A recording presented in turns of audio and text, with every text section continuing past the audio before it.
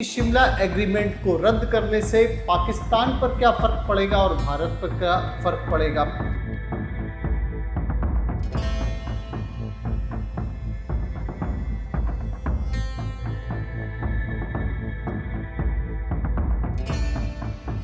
पाकिस्तान इस समय पूरी तरीके से बौखलाहट में नजर आ रहा है। भारत ने जहां सिंधु जल समझौता को रद्द किया, उसके बाद में पाकिस्तान को भी कुछ करना था, तो पाकिस्तान ने शिमला एग्रीमेंट को ही रद्द कर दिया।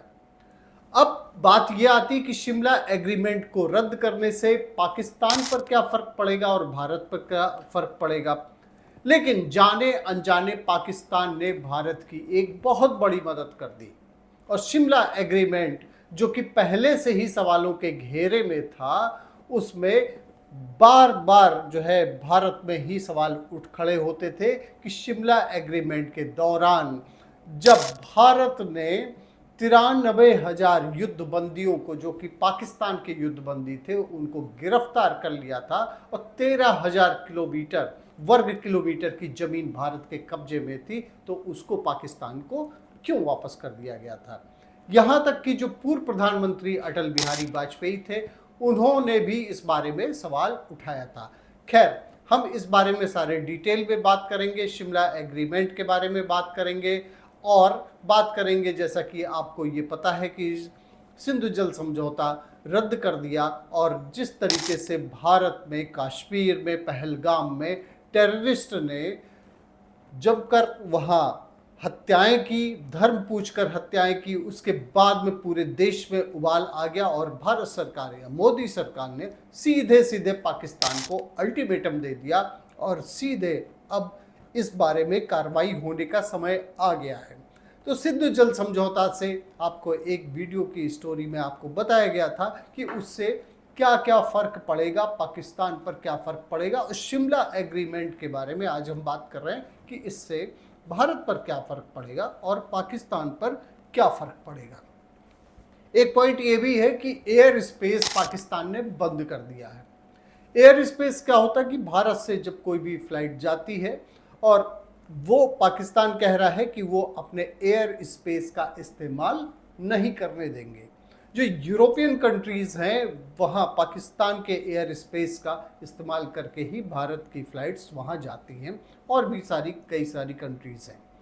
तो एयर स्पेस का बंद करने से, भारत को यूज़ ना करने देने से, एक्सेस ना देने से पाकिस्तान को ही बहुत बड़ा नुकसान होने जा रहा है। और इसके पहले भी पाकिस्तान ने, जब बालाकोट स्ट्राइक भारत ने किया था, उस समय भी पाकिस्तान ने 2019 में एयर स्पेस का इस्तेमाल करने का एक्सेस जो था भारत को देने से मना कर दिया था। लेकिन 5 ही दिन बाद पाकिस्तान पलट गया, क्योंकि उसकी आर्थिक स्थिति इतनी अच्छी नहीं है कि वो इस मार को झेल सके। और 100 मिलियन का ही 2019 में जब एयर स्पेस बंद किया था पाकिस्तान ने, $100 मिलियन का ही लॉस हो गया था। 5 दिनों बाद ही यू टर्न करते हुए पाकिस्तान ने एक बार फिर से सारी चीज़ों को नॉर्मलाइज कर दिया। तो हम बात करते हैं इस समय Shimla agreement 1972 between India and Pakistan. ये क्या था? शिमला एग्रीमेंट 1972 के जो मेन पॉइंट्स हैं, इसके बारे में बात करेंगे। शिमला एग्रीमेंट 1972 क्या है, इसके बारे में बात करेंगे। देखिए, सबसे बड़ी बात यह है कि 2 जुलाई 1972 को भारत और पाकिस्तान के बीच में शिमला एग्रीमेंट हुआ था। ये तब हुआ था जब बांग्लादेश जो नया देश बना था, उसमें भारत ने मदद की थी और पाकिस्तान का जो ईस्ट पाकिस्तान कहलाता था, वहाँ भारत ने मदद करके, जिस तरीके से पाकिस्तान एट्रोसिटीज़ कर रहा था ईस्ट पाकिस्तान में, तो भारत ने मदद की, मुक्त वाहिनी की और बांग्लादेश का जन्म हुआ।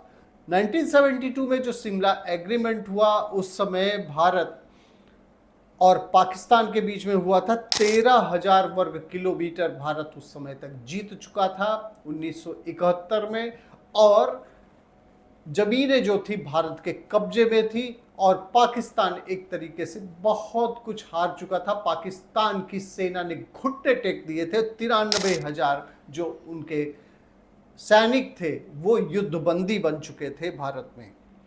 भारत ने कई सारे पोर्शन अपने पास पे रखे भी थे, जिसपे तुर्तुक, थोथान और त्याशी, जिसे अब त्यापसी बोला जाता था, उस समय बोला जाता था, और चोरबत घाटी और चालुका सहित अपने पास में रखा था। जिस समय ये एग्रीमेंट हो रहा था, 883 किलोमीटर से ये ज़्यादा का एरिया था। जुल्फिकार अली भुट्टो ये एग्रीमेंट हुआ था, और उसमें क्या था कि कश्मीर के मामले को दो पक्षीय समझौते से ही दोनों केवल उसमें आपस में बात करके इस मामले का निपटारा करेंगे, और यहाँ तक कि यूनाइटेड नेशंस का भी इसमें दखल नहीं होगा, ये शिमला एग्रीमेंट में कहा गया था। और इसके पहले भी पाकिस्तान ने कई बार वायलेट किया, जैसे कि कारगिल का जो युद्ध हुआ था, उसने कारगिल में आके वहाँ चौकी अपनी बना ली थी। कारगिल युद्ध हुआ और उसमें फिर से एक बार पाकिस्तान को मुंह की खानी पड़ी थी। और ये जो शिमला एग्रीमेंट हुआ था, ये पहले भी सवालों के घेरे में था। पूर्व प्रधानमंत्री अटल बिहारी वाजपेयी ने भी इसकी आलोचना की थी। शिमला एग्रीमेंट के बारे में जहां तक कहा जाता है कि हमेशा से ये भारत के हितों के ही विरुद्ध था, और बांग्लादेश को फायदा हुआ चूंकि उनका एक नया देश का जन्म हुआ, और पीओके जो उस समय भारत ले सकता था, पीओके भी भारत ने नहीं लिया, छोड़ दिया था उसको, इसलिए इसकी भी आलोचना होती है। हालांकि उस समय की जो परिस्थितियां थी उसको देखते हुए ये निर्णय लिया गया था। और आप देख सकते हैं कि 1971 में जो युद्ध हुआ था, उसमें पाकिस्तान किस तरीके से लॉस में ही था, और उसके सैनिक जो थे 93,000 सैनिक, सोचिए कितना बड़ा एक नंबर होता है, वो उस समय कब्जे में थे भारत के, युद्धबंदी बन चुके थे। लेकिन जो ये एग्रीमेंट हुआ था उसमें इसलिए हुआ था क्योंकि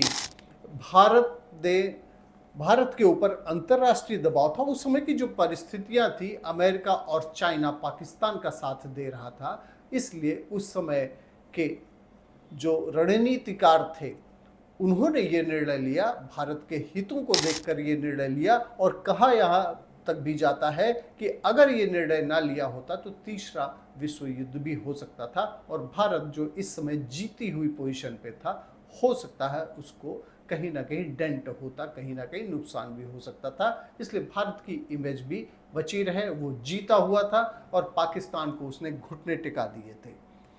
उस समय रूस ने केवल भारत का साथ दिया था, लेकिन जो सबसे बड़ी शक्ति थी अमेरिका और चाइना, वो पाकिस्तान का साथ दे रहे थे। लेकिन इस समय की परिस्थितियां बिल्कुल से अलग है। भारत इस समय चौथी सबसे बड़ी सैन्य शक्ति है, और इसलिए भारत की आर्थिक स्थिति भी इस समय बहुत अच्छी है, और 5 जो सबसे बड़े कंट्रीज हैं उसमें भारत की गिनती होती है। इसलिए अब वो स्थिति नहीं है जो 1971 में थी।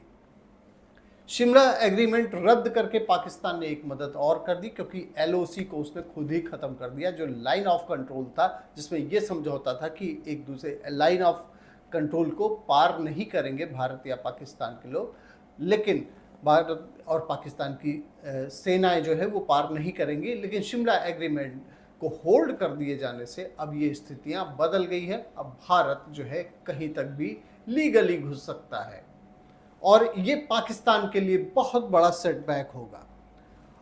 लेकिन ओवरऑल अगर हम देखें तो जो कड़ा संदेश प्राइम मिनिस्टर नरेंद्र मोदी ने पाकिस्तान को दिया है, पाकिस्तान की बौखलाहट इससे नजर आ रही है, क्योंकि उन्होंने अपनी तैयारियां, अपनी सेफ्टी को देखते हुए तैयारियां शुरू कर दी है। भारत भी पूरी तरीके से तैयारी में है। पाकिस्तान चूंकि पहले भी चोट खा चुका है, इसलिए वह बहुत अपने जो उनकी जनता है उनको समझाने की कोशिश कर रहा है और उनको दिलासा देने की कोशिश कर रहा है। लेकिन वो पाकिस्तान जिसके पास पहले से ही हर तरह का संकट है, जल का संकट है, खाने का संकट है, और उनके पास में स्थितियां, आर्थिक स्थिति, उनकी पाकिस्तान की इकोनॉमी पहले से ही ध्वस्त है। लेकिन अब अगर ऐसा कुछ होता है तो पाकिस्तान कैसे सरवाइव करेगा, भारत से टकराव की स्थिति जो उत्पन्न कर रहा है पाकिस्तान, वो कैसे अपने को संभाल पाएगा, ये आने वाले समय में पता चलेगा। बहुत बहुत धन्यवाद आपका, आपकी खबर राजनीति चैनल देखने के लिए। और इसी तरीके से हम आपको जो भी घटनाएं होंगी उसके मेन पॉइंट्स को एक्सप्लेन करने की कोशिश करेंगे। Thank you.